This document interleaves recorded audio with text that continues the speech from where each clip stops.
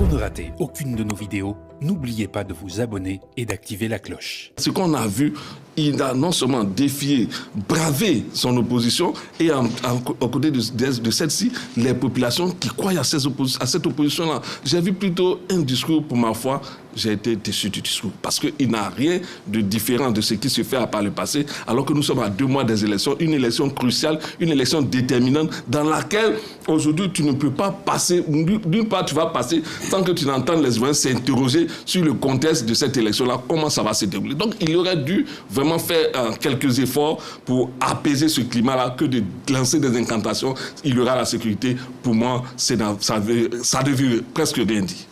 Lansine Bakayoko, est-ce que l'avis de Michel Betta rencontre votre sentiment ou vous avez une autre lecture de ce speech du président de la République à la veille des indépendances? Complètement différente de celle de Michel Betta.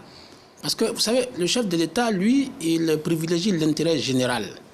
C'est-à-dire, il n'est pas dans les batailles de positionnement qui l'obligent à placer tel ou tel dans une position de pouvoir.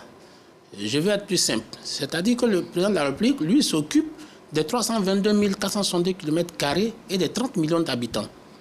Bon, face à l'intérêt de cette population et l'intérêt de quelques personnalités, je pense notamment à Tidjane Thiam ou à Laurent Gbagbo, je pense qu'il a vite fait de choisir l'intérêt général.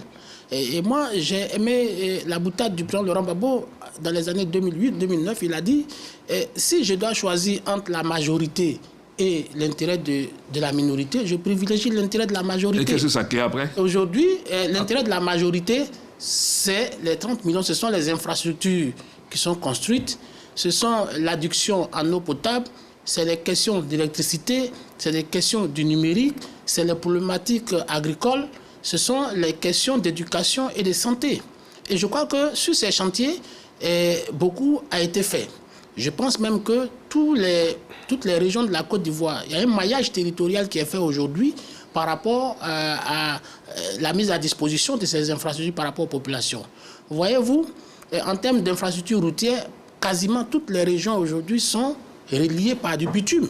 Il y avait quelques régions résiduelles comme la région du Bafing par exemple, entre Séguéla et Touba, ça c'était des tronçons qui n'étaient pas. Mais aujourd'hui, c'est une réalité. C'est vrai, il en reste. Je pense notamment peut-être à Lakota, Sassandra, à Gagnoa, Sassandra, oui, ou bien à Boisseau, à Bangourou. Ça, ce sont des infrastructures qui restent. Et donc, voilà les défis qui importent au chef de l'État. Il ne s'agit pas pour le chef de l'État de venir donner des privilèges à des élites qui, somme toute, n'en ont même